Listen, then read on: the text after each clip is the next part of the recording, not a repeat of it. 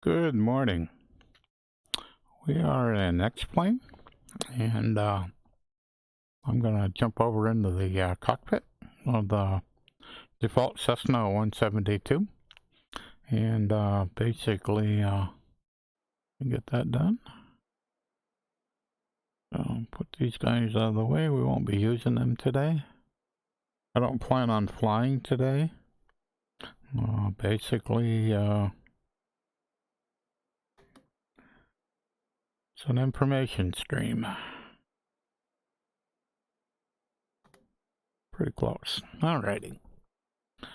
So, what I wanted to kind of discuss was how I have my physical cockpit matched to my VR cockpit. I guess that'd be the right way to put it. So I am using a Fulcrum 1 yoke. That's this guy right here, and I have it mounted on my desk. So as I look towards my desk, I can't see in VR, but there's a 34-inch widescreen monitor. And up on the walls to the right of my desk and to the left, I have two lighthouses, and one to the left, one to the right. And then back behind me, over on the other side of the room, I have another lighthouse. So I have three lighthouses to basically know where any Steam VR devices are. So my Valve Index controllers, those are a Steam VR device, so they basically are tracking that. Now what I'm using is an HP Reverb G2, and so that uses inside-out tracking. So to get my index controllers to work with that, you have to use a program called OpenVR Space Calibrator, and that works like great. I basically calibrate what you end up doing is you take one of your the Windows Mixed Reality, just one. So I take my right Windows Mixed Reality, grab a hold of it, go into the calibration mode, grab a hold of it, and I have my right index controller on my hand. I grab a hold of it, make figure eights, and when I'm all done, it's all calibrated. So basically, the G2 headset knows where my controllers are, and I rarely have to redo the calibration. Some people do, but I don't find I have to. And that all, like in X-Plane, that all works great.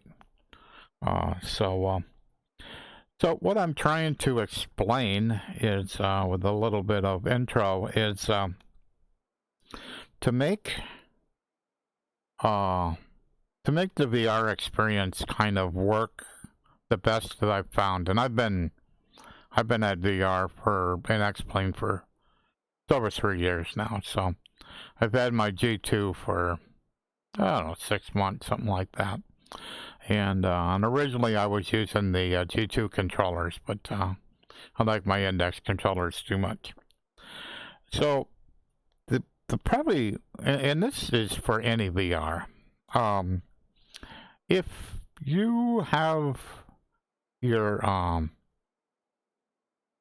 yoke mounted to your desk. So my yoke is right here, and it's mounted to my desk. It's real important to make sure that,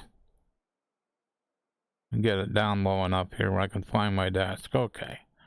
So I'm basically putting my index controller right on the edge of my desk. I'm just rolling that controller back and forth. And you can see that just a little bit of that controller is sticking out through the VR instrument panel here. With the other one? Yeah. So I have it, I have myself pretty square. So That's real important. So basically the point is that this VR instrument panel is basically in front of my desk. So it is closer to me. Two advantages. One is that I can come down here, hit all of these, hit all of this, and I never worry about hitting my desk because all of this is in front, it's closer to me than my desk is. My desk is a little bit further back. The only thing I have to worry about is hitting the yoke. But so right, yeah. So I'm tapping the side of my yoke. Go over on the other side. So I'm a little skewed a little bit, but let me go to the top of it. Yeah, so that's the top of it. So up and down, that's lined up pretty good, and left and right, it's quite acceptable. So I can come down here and I can hit all these switches. Never once touching my desk. Just, it's not, because it's closer to me than my desk is, I'm not going to ever hit it. The other thing that in my particular installation, I have a Wheel Stand Pro, and I was using a Satec Cessna yoke, and before I got my Fulcrum One yoke, and I had that mounted on my Wheel Stand Pro, but when I got to Fulcrum One, I picked it up and went, nah, I'm thinking this is going to be too heavy to put on that Wheel Stand Pro. It may have fit, but I was just concerned. So I said, well, let me see if I can mount it on my desk. When I first mounted it on there, it didn't work at all. I mean, well, let me rephrase that. The VR integration, I was always hitting my desk, and so I had to kind of reconfigure things. So I put the yoke on the desk. That's the first thing that I get set correctly, and then I pull back on the yoke and make sure that I can fully extend the yoke. Now this yoke goes back 8 inches, so I'm further away from the desk than most people are. So the other thing I needed to do is I needed to get my pedals that are mounted on my Wheel Stand Pro in a proper position. So in other words, when I pull the yoke all the way back, that's basically gonna determine where my chair is. And what I've figured out is if I take one of the legs of my chair, line it up with the Wheel Stand Pro, so the leg of the chair is straight out, and I basically pull a Wheel Stand Pro up against that the caster and the leg of that chair, take a bungee cord and wrap it around the Wheel Stand Pro and the center post of my chair. When I put my feet on the pedals and I shove all the way to the right or all the way to the left, I can fully extend, I can fully deflect the pedals. And my legs are bent at a little bit of an angle. So and I can fully deflect the brakes, in this position. So that's kind of like a perfect position. I ended up moving the pedals all the way to the one end of the Wheel Stand Pro to make it all kind of work correctly. So that's all like kind of part of it. So how do you like kind of get your cockpit in that position, in the correct position? So there's a great program called VR Tools. Plugins.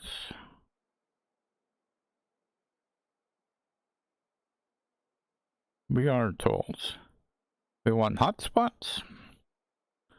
And Hotspot Editor. So here's the Hotspot Editor. So you can see up at the top here, this is basically where my head is. So, trying to think if that moves or not. No, it won't. I'll select pilot sleep. So basically, you use trying to think here, up and down. These buttons here are well, let me click one. So these buttons move your cockpit forward and back.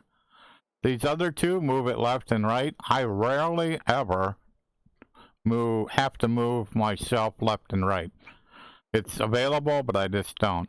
These other two are up and down. So in other words, right now, that's pretty good. I could be down just a little bit, but that's not bad. That's not bad. Two advantages to what I'm doing here. One is from the default, and basically when you do all of this, you're basically readjusting, you're modifying the VR config file in your aircraft directory. So you're basically modifying that file so that when you load the aircraft again, or you go out of an aircraft and back into it,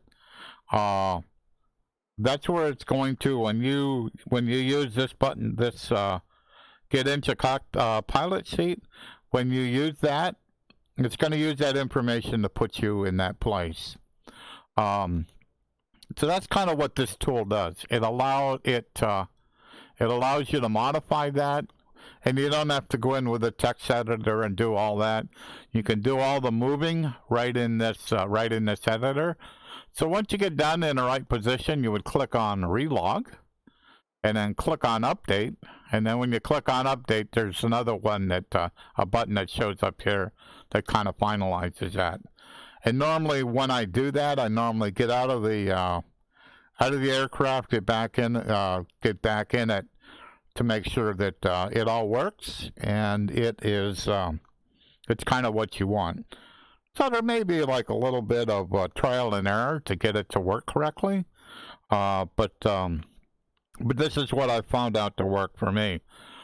So that kind of allows you to if you're because a lot of people, like when they put their yoke on the desk and on the VR cockpit, and they keep hitting the desk, and I have to admit I run into the same thing, and that's kind of why I bought a Wheelstand Pro, is so that I could get moved out away from the desk. But after some period of time, I kind of figured out this particular method, and when I don't have to do that, so that's kind of what I do now, and I just kind of wanted to. I'm just going to click cancel right here.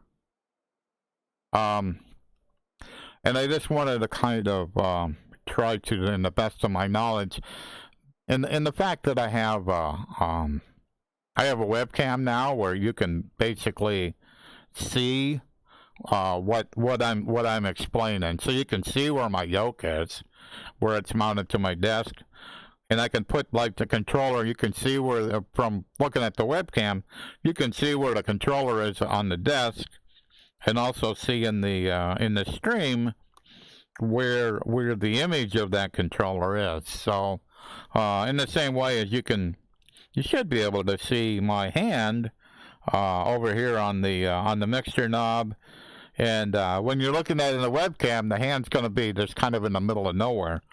But one thing that I think, like, X-Plane did such a great job on the VR implementation is the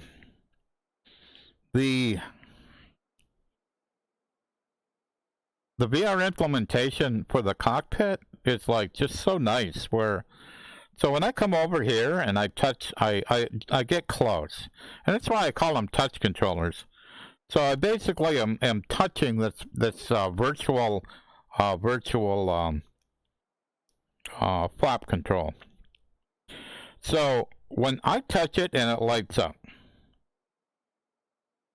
there's a subtle haptic feedback in my controller. So I can tell, even without, even like I'm not even looking at it, and I can tell that I'm right there. I can tell I'm there because I can feel it. Same way as this, all of this. Whenever they highlight, you feel it. You feel it in your touch controller. And the same way as when you move a knob, you can feel it vibrate. So as I'm moving it this way or this way. So any other simulation that wants to add VR, and this is Bill's opinion. But like I said, I've been playing VR for over 3.5 years. Probably have a little bit of knowledge on what works, what doesn't. And I've kind of lived through the growing pains of adding VR to it. It was not only was it rough, but I figure I was using a Vive at the time. I mean, the screen door effect was tremendous. I mean, I'm looking here, and I mean, like these gauges are like clear. I mean, with a G2, they're clear. Back then, that was not the case. Just was not the case. And so it was, the immersion was there, but the visuals were in the cockpit were not. So I have some kind of experience, and I'm thinking if you're going to add VR to it, to any simulator, I personally think that this feature set is a minimum, that you have to have touch controllers, and you have to do it in some kind of a similar method where, I mean, because I hear people saying, that they, well, you got to have your hands. I mean, no, you don't have to. This controller does not look like what my Valve Index controller does. It's just a generic controller. But the fact that when I come in here, that highlights, and I can feel it in the haptic. For using VR, to fly with, and not using VR controllers to fly with. That's a wrong statement. Like I said, I have a physical yoke. I have physical pedals. But everything else I do in this cockpit, I do with my Valve Index controller. And the great thing about the Index controllers is they're here. I don't have to hold them. I don't have to wonder where they went. They're with me. So it's very important for me to make sure, and I'm using a Windows Mixed Reality headset, a G2. And in X-Plane, this integration is seamless. It works great. I'm not saying that's true in all simulators, but in X-Plane, it's seamless. So it is kind of how I kind of, just my feelings on, I would never say the proper way to fly in VR. No. It is what I find most comfortable and most immersive. And I think that's the point. So when I'm like doing pattern work, I'm coming over and I'm just going to come over here, hit this, pull that down one. I ain't got no power, so it ain't going to make any noise. Flaps down two. I mean, and it's just like I took my hand, grabbed a hold of the flap lever, and put it down one notch. And the same way as I can like put them all the way down. So I just grab it, throw it down, It's all the way down. Grab it, throw it up. So when you're doing touch and goes, I've got full flaps in. I just grab it, pull up, and now it went from full flaps to no flaps.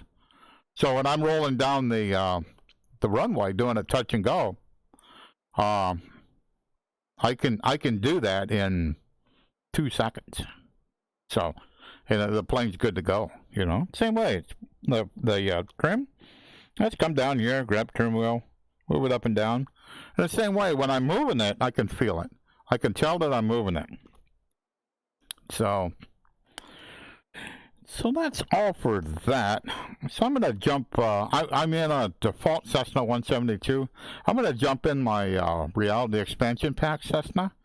And I want to check the settings in that because I think they're off a little bit. So we'll go over here, flight configure, hello, and down the sky. Yep. Start new flight. It will take us a little while to get there. Shouldn't take too long.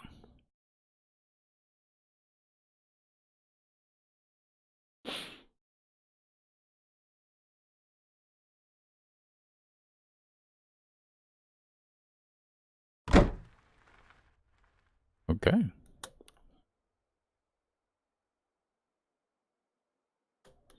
So I'm gonna try to line up with the yoke again, see where we go. Not quite yet. Hello. Ooh, that didn't look good. Hello, come on. My head tracking is giving me just a little bit of grief. Okay, that's pretty good. So I wanted to see where I was. Yep, that's what I thought. So you can see from looking at the webcam that I'm in the same place as I was in the default Cessna, but I have this adjusted a little bit too close to me. So what I'm going to do is try to fix that. So we will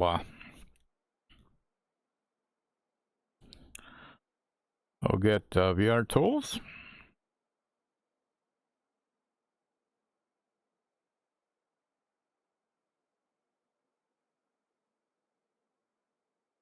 So I need to move it away from me, so I click on pilot seat. And something else you can see here. You see this walk around 1, 2, 3, 4. The Reality Expansion Pack has, well, let me show you. Let me go outside.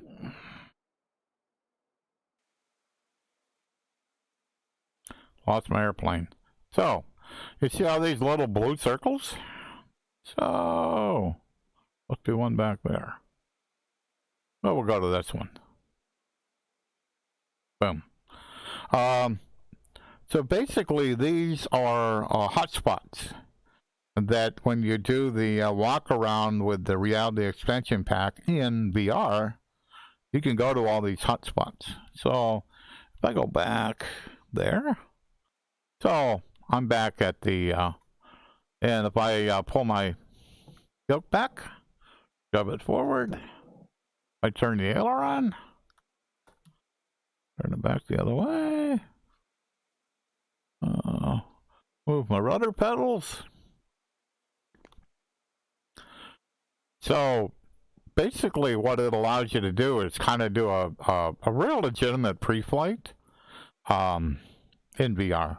So it is pretty cool.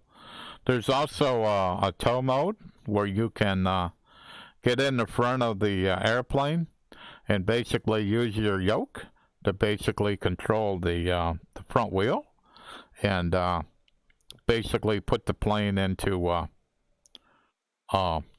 parking location or wherever you need to go. So we'll go back out, or back in.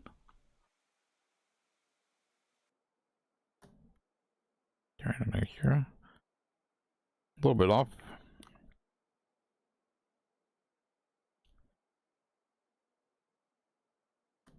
pretty close. The other thing I end up doing is I map a button on my yoke that I can hide the virtual yoke. Because here's what'll happen. So if I highlight this yoke and I pull down on the trigger, well, actually, even if I highlight the yoke and pull down on the trigger, then the virtual yoke is going to fight the physical yoke. And it's a pretty good recipe to put yourself in the ground if you're not paying attention. I've done that a couple of times. So that's why I end up mapping where I can basically hide it, so that even though normally this would have highlighted the virtual yoke, because it's hidden, it won't do that. So we got to get that plug-in again. Plugins. Here are tools. Hotspot Editor. Alrighty, so let me look again. Make sure that I'm... Yep. Okay. So, I think... Pilot.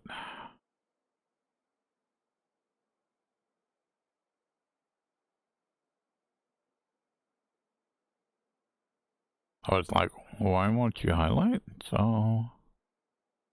Okay, so... Would say just a little bit more.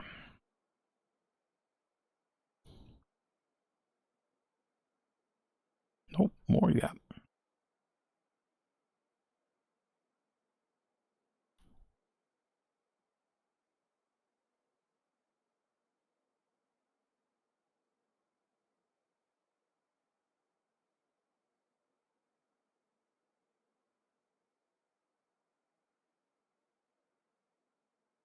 Yeah, I'm a little bit crooked, so I have to kind of guess.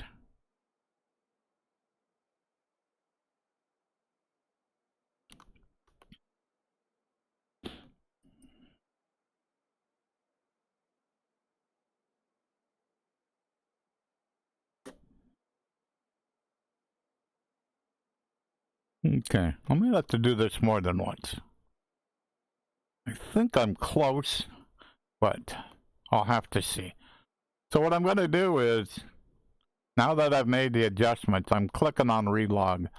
So we'll look at this up here, and it says 1979. Let me click on Relog, and you notice that changed. So basically what it did is it knew where my position was, and it updated that. So I'm going to click on Update, and then Commit. So it's usually best to jump out of the aircraft. I'm just going to jump out, just teleport out, and then back in, and see how it looks, and then I'm going to load into a different airplane and check. So back in pilot seat. So yeah. So you notice it didn't seem to do that. So we'll try one other thing. Nope, I'm not going to do that. The other thing you can do is reload the aircraft. So if I come over here to Developer and reload current aircraft in our... Okay, you can do that. But when you do that, then the airplane starts up running. I don't want the airplane running.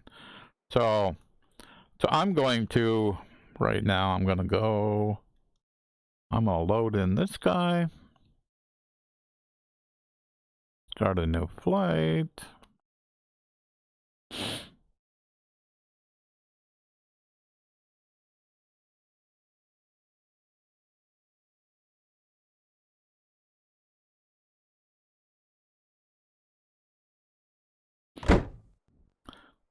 And reload. Hello.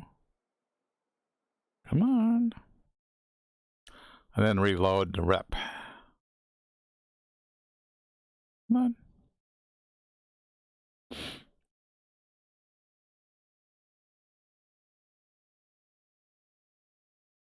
Just a little quirkiness with X-Plane.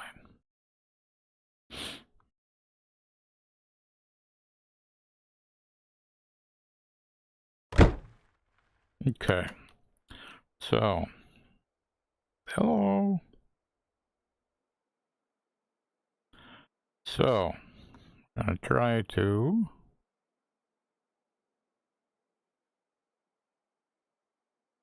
put him out of the way. Not quite lined up.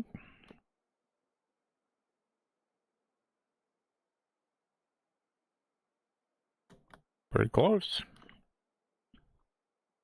Okay. So,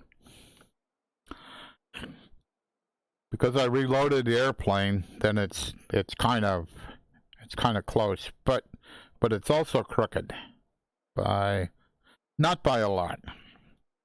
Not by a lot. So, let me look a minute. Okay. So, let me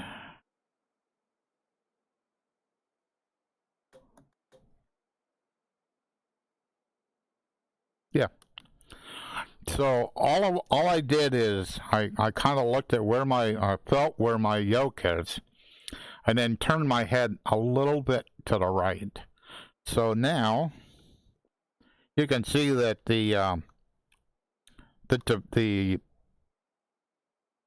virtual cockpit is basically aligned with my desk, pretty close. So and the position is in a better place than what it was. So, and the same thing, because of where it is, I can touch all this stuff. Never coming close to my desk at all. So, alrighty. I think that's what I wanted to show.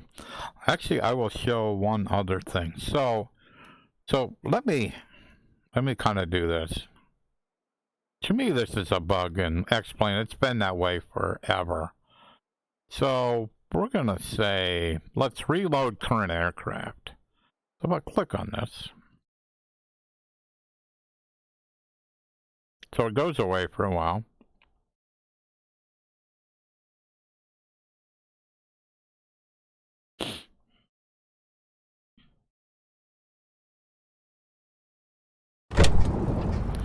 And you notice that the airplane started. Whenever you reload the airplane, even if you have told it, hello, even though you have told it,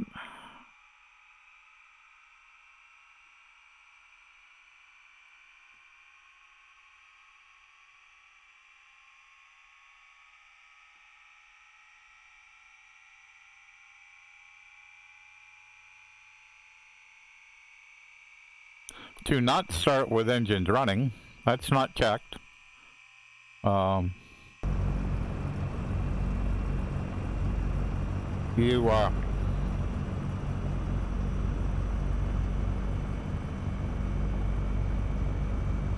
This will start with the engines running.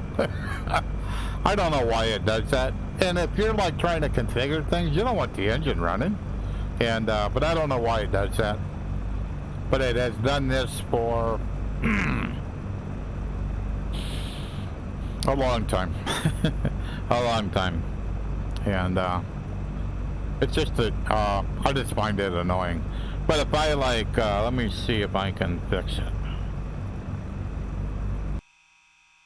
So let me change locations. I'm gonna go to a different stand.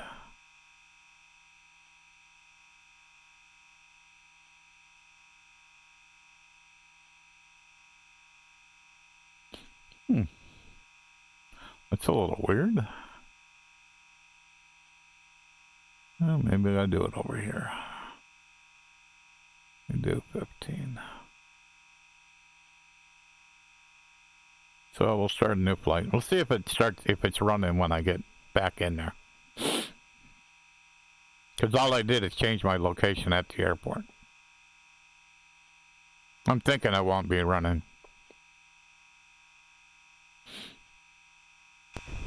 Yep, it's not running. So put that over there. But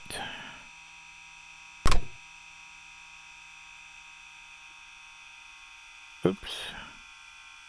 That's a rut bug. You have to have the master on to turn the avionics off. If the master is off, you can't turn that off. So we'll say it's off. Let me trying to get myself repositioned here.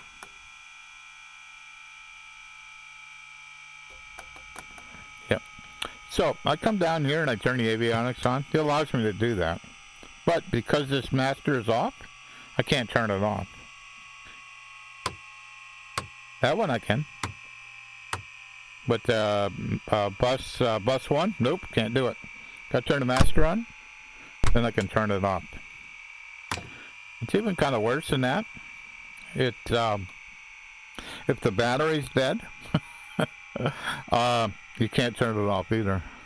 So it's kind of a little weird because it's just a physical switch. There is kind of a loose tie. It's a loose tie in this respect. In other words, if I have the avionics on, the avionics is not going to turn on because the master battery isn't on. If I turn the master battery on, then I'll have power to the avionics. But the reverse isn't true. In other words, if right now, it is true. If I turn that off, it's going to be off, and then I turn this off. So you actually have to do it in that order for it to work correctly. You have to turn the avionics off first, and then turn off the master. Otherwise, you can't turn the avionics switch off. Kind of weird, but it is what it is. Alrighty, I think I've done what I wanted to do. I'm gonna put out this. Yeah, about 45 minutes. Yeah. I think I'm good. I just kind of wanted to go over. Yeah, let me look. Yep. Oh, that's good. I'm in really good shape. So yeah, that's just handy. All right, gonna call it an end. I'm gonna go watch the developer of the TBM. He's working on a new airplane. I'm gonna go watch his stream for a while. Thanks much. If you like the content, please click on the follow button, and we'll see you another day. Have a great day. Bye-bye.